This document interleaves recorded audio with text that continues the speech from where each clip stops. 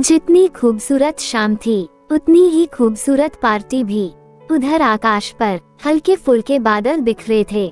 सूरज की ढलती हुई किरणें बादलों पर कुछ इस तरह पड़ रही थीं कि वह सतरंगी हो गए थे। जब से नीमा को मां के कैंसर का पता चला है, तब से उसका मन और भी वैरागी हो गया है। हालांकि डॉक्टर ने कहा है कि उनके कैंसर का पूरी तरह से इलाज संभव है, इलाज चल भी रहा है, पर जाने क्यों उसका किसी भी चीज में मन नहीं लगता। दोस्त, रिश्तेदार सब हर तरीके से उसका मन बहलाने की कोशिश करते हैं, और प्रशांत तो चाहता ही नहीं कि वो उसे एक पल के लिए भी अकेला छोड़े। तब से रट लगाए हुए है, चलो तुरंत सगाई और फिर शादी कर लेते हैं। मैं तुम्हें और तुम्हारी माँ को इस हालत में अकेले नहीं छोड़ना चाहता। मगर नीमा जल्दी शादी करना तो दूर, प्रशांत से शादी करने का फैसला तक नहीं कर पा रही है। इस बात को प्रशांत जानता है, मगर जाने क्यों मानने को तैयार नहीं। आकाश सतरंगी था और नीमा दूर खड़ी उन सतरंगी रंगों को देख रही थी, उनमें खोई हुई थी। पार्टी में उसे कोई रुचि नहीं थी। हालांकि यह लॉन शहर के सबसे खूबसूरत लॉन में से एक था। आर्टिफिशियल सजावट से भरपूर तरह तरह के महंगे पौधे लॉन के चारों ओर लगे हुए थे, और बिजली की खूबसूरत लड़ियां उनकी सुंदरता को चौगुन कर रही थी। आकाश पर शाम उतर रही थी और पार्टी में धीरे धीरे रंगत बढ़ती जा रही थी। खूबसूरती से सजे राउंड टेबल और उनके चारों ओर लगी कुर्सियों में कंट्रास्ट व्हाइट और रेड कलर के टेबल क्लॉथ और कुर्सियों के कवर बड़ी ही खूबसूरत लग रहे थे। एक वेटर नीमा के पास आया, बड़ी नजाकत के साथ झुककर उसे विश किया और रिक्वेस्ट की कि किसी टेबल पर बैठकर स्नैक्स ले ले, मगर नीमा ने इशारे से मना कर दिया। थोड़ी देर बाद प्रशांत खुद आया। वो अपने हाथ में वेटर की तरह एक ट्रे पकड़े था। उसे देख नीमा को संकोच हो आया। प्रशांत के आग्रह पर उसने प्लेट में कुछ स्नैक्स ले लिए। प्रशांत ने ट्रे अपने साथ आए वेटर को पकड़ा दी और उसके साथ ही खड़ा हो गया। इस तरह कब तक उदास रहोगी नीमा? आओ, जिंदगी तुम्हारा इंतजार कर रही है।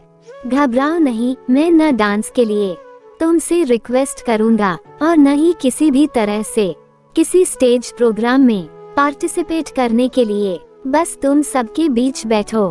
क्या पता पार्टी में तुम्हें कोई ऐसा मिल जाए जिससे मिलकर तुम्हें खुशी हो, अच्छा लगे। प्लीज। प्रशांत ने कुछ ऐसे अंदाज से कहा कि नीमा को उसके साथ चलना ही पड़ा। यही नहीं, उसका कुछ बोलने का भी दिल किया। पता है प्रशांत, मुझे ढलती हुई शाम का आकाश देखना हमेशा से बहुत अच्छा लगता है। प्रशांत अचानक पलट गया। उसने खुशी से उसका हाथ पकड़ा और डॉल की तरह घुमा दिया। कहने लगा, अरे मैंने ये तो कभी सोचा ही नहीं था।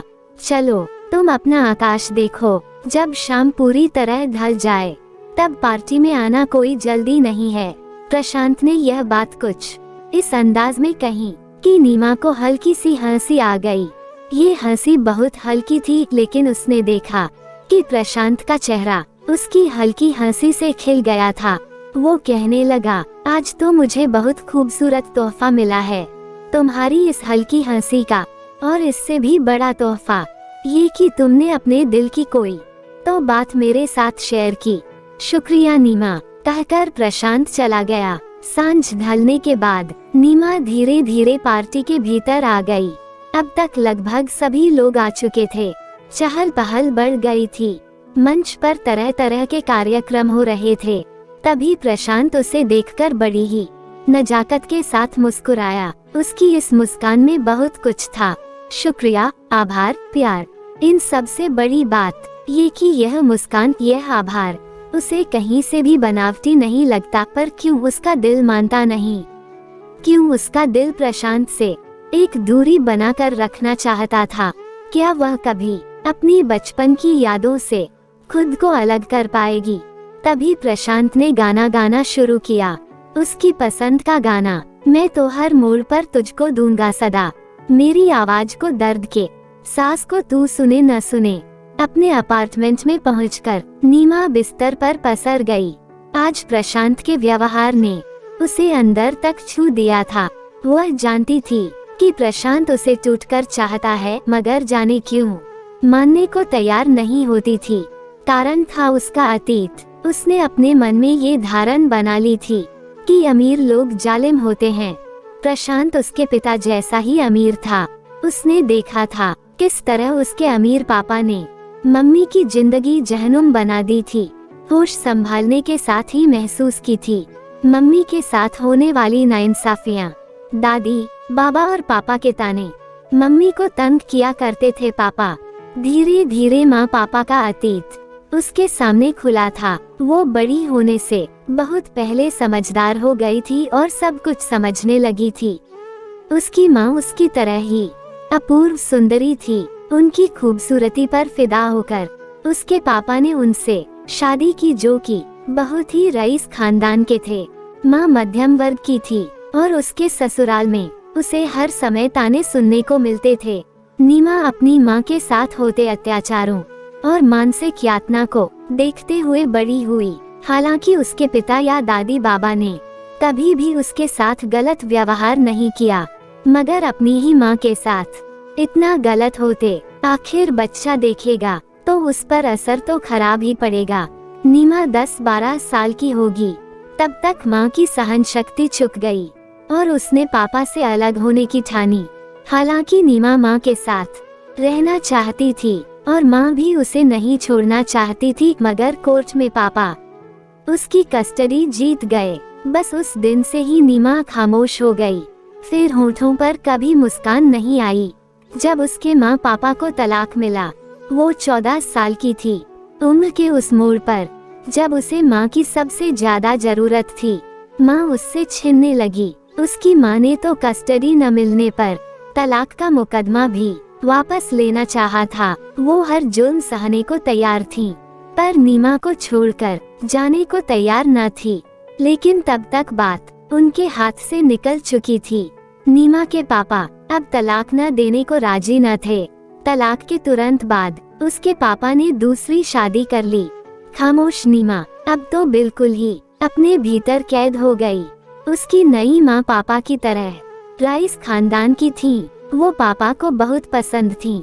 उसके सामने ही अक्सर वो एक दूसरे की बाहों में बंध जाते, तो कभी भी कहीं भी चुंबन आदि से अपना प्रेम जताने लगते। उसकी नई माँ पापा के साथ शराब पीती और पार्टियों में हंसी मजाक में लगी रहती। उन्हें नीमा से उसके सुख दुख से कोई मतलब न था। इतने बड़े घर में नीमा तन्हा और उदास रहती तो प्रशांत ही उसका सहारा होता। प्रशांत का बंगला उसके पिता के बंगले के बगल में था। दोनों तब से दोस्त थे जब से दोस्ती का मतलब भी नहीं जानते थे। कोर्ट ने माँ को जितना भी अधिकार दिया था वो उससे मिलती रहती थी। अक्सर रोती कि मुझे कुछ और सहन कर लेना चाहिए था ताकि मैं तुम्हारे पास रहती, मगर नीमा माँ के फैसले की कद्र करती थी। वह कहती कि तुम जितना समय मेरे साथ बिताने आ जाती हो, उसमें मैं अपने दिल की सब बातें तुमसे कह लेती हूँ, इसलिए तुम चिंता मत करो। तुम्हें इस नरक में आने की जरूरत नहीं है। जैसे ही नीमा 18 की हुई, वैसे ही वह अपनी माँ के पास आ गई। उसकी माँ उसे देखकर बहुत खुश हुई। नियति के खेल निराले होते हैं। शायद नीमा की किस्मत में खुशी लिखी ही नहीं थी। माँ के पास आकर उसने हंसना शुरू ही किया था कि माँ को कैंसर डिटेक्ट हुआ। उसने अपनी माँ को तिल तिल मरते देखा था। वो अपने पिता से नफरत करती थी। उसके मन में ये धारणा बन गई थी कि अमीर लोग अयाश होते हैं और घमंडी भी, इसलिए वह प्रशांत को स्वीकार नहीं कर पा रही थी। प्रशांत के रंग ढंग उसे अच्छे नहीं लगते थे। अमीर लड़कों के जितने भी शौक होते हैं, या कह लो कि जितने भी शौक उसने अपने पापा में देखे थे, वो सब प्रशांत में भी थे। प्रशांत के कमरे में भी उसके पापा के कमरे की तरह बार था। वो भी स्पोर्ट्स कार चलाने का शौकीन था। उसके पापा की तरह उसने भी पूरे शरीर पर जगह जगह टैटू बनवा रखे थे। यहाँ तक कि उसे कपड़े भी उसी ब्रांड के पसंद थे जिस ब्रांड के कपड़े उसके पापा पहनते थे। उसके माँ पापा के तलाक के बाद प्रशांत ने दोस्त होने का फर्ज अच्छे से निभाया। वो उसे हर तरह से खुश करने की कोशिश करता, पर नीमा ने तो जैसे खुद को एक कवच में बंद कर लिया था। हालांकि वो अक्सर प्रशांत के घर चली जाती और उसके साथ बस खामोशी से बैठी रहती। उसके बगीचे में एक झूला था, नीमा वहीं जाकर बैठ जाती और प्रशांत उसके बगल में आकर बैठ जाता और उसका हाथ अपने हाथों में ले लेता। वो घंटों बस यूं ही खामोश बैठे रहते। उन लम्हों में प्रशांत के प्यार की गहराई को महसूस करती नीमा। उसके 16वें बर्थडे पर ही प्रशांत ने अपनी मोहब्बत का इजहार कर दिया था। तब से लेकर अब तक न जाने कितनी बार वो अपनी मोहब्बत का यकीन दिलाने की कोशिश कर चुका है, पर माँ की कराह से नीमा वर्तमान में वापस आई। माँ की तबीयत बिगड़ने लगी थी। नीमा तुरंत माँ को लेकर हॉस्पिटल भागी। माँ को इंजेक्शन दे दिया गया था। माँ सो रही थी। डॉक्टर ने कहा कि घबराने की कोई बात नहीं है, तो नीमा सुकून से आंखें मूंदकर बेंच पर बैठ गई। तभी किसी की सिसकियों की ओर उसका ध्यान गया। उसने देखा तो उसके बगल में बैठी लड़की रो रही थी। अरे ज्योति तुम? नीमा उसे पहचान कर बोली। ये ज्योति की कॉलेज की दोस्त थी। दोनों को उनके दर्द ने ही दोस्त बनाया था। ज्योति यहाँ अपने पापा का इलाज कराने आई थी। ज्योति घर के हालात भी कुछ कुछ उसके जैसे ही थे। वो कई बार उसके घर गई थी। उसके पापा बहुत अच्छे थे। सब बच्चे उनसे बहुत घुले मिले थे, बड़ी ही साधारण से दिखने वाले। उसके पापा बहुत हंसमुख और बुद्धिमान थे, सब बच्चों की तरह। वो भी ज्योति पापा को बहुत पसंद करती थी। माँ के ठीक होने के बाद नीमा ज्योति और उसके पापा से मिलने गई तो पता चला कि उसका घर बिक गया है। वो उसके नए पते पर पहुंची तो देखकर शॉक्ड रह गई कि वो एक चाल में रहती है। अंकल अब भी उसी ममता से पेश आए जैसे वो अभी भी एक छोटी बच्ची हो। एकांत मिलते ही नीमा की आंखों में प्रश्न देखकर ज्योति के दर्द की नदी बह निकली। क्या बताऊं नीमा, तूने मेरी माँ को तो देखा ही है। मेरी माँ एक मध्य वर्ग की लड़की थी और पापा बहुत रईस खानदान के थे, पर जैसा कि तू जानती ही है, उन्हें आधुनिक जिंदगी की तड़क भड़क और रईस सी आर्टिफिशियलिटी बिल्कुल पसंद न थी। इसीलिए उन्होंने एक साधारण घर की लड़की से शादी की। पर मम्मी ने पापा से शादी उनके धन वैभव के लालच में की थी। अपनी अयाशी से उन्होंने पापा की जिंदगी नर्क बना दी। मम्मी के पास तो कभी मेरे लिए समय ही नहीं रहा। पापा ने ही मुझे पाला, पर जब पापा को व्यापार में घाटा हुआ और उनके पास मम्मी के शौक पूरे करने के लिए पैसे कम पड़ने लगे, तो मम्मी उन्हें और मुझे छोड़कर किसी और के साथ। ज्योति की सिसकियां फूट पड़ी।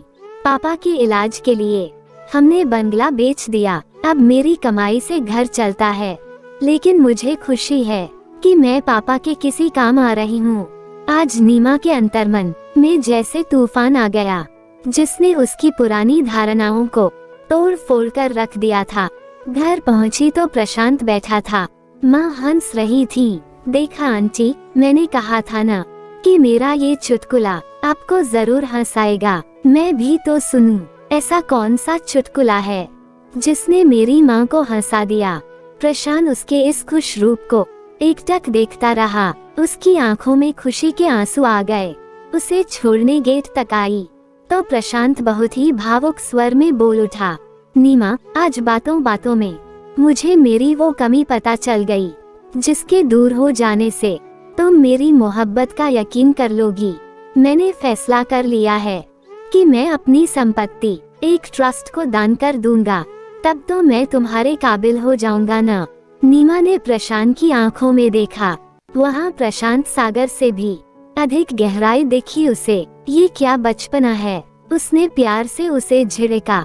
बचपना नहीं, दीवानगी। मैं तुम्हारी नजरों में तुम्हारे प्यार के काबिल बनने के लिए कुछ भी कर सकता हूँ। अगर तुम्हें लगता है कि अमीरी ही इंसान के बुरे होने का कारण है तो नहीं चाहिए। मुझे ऐसी अमीरी। प्रशांत की आंखों में आंसू छलछला आए। प्यार का, अच्छे इंसान होने का, अमीरी गरीबी से कोई रिश्ता नहीं है। ये मैं समझ चुकी हूँ।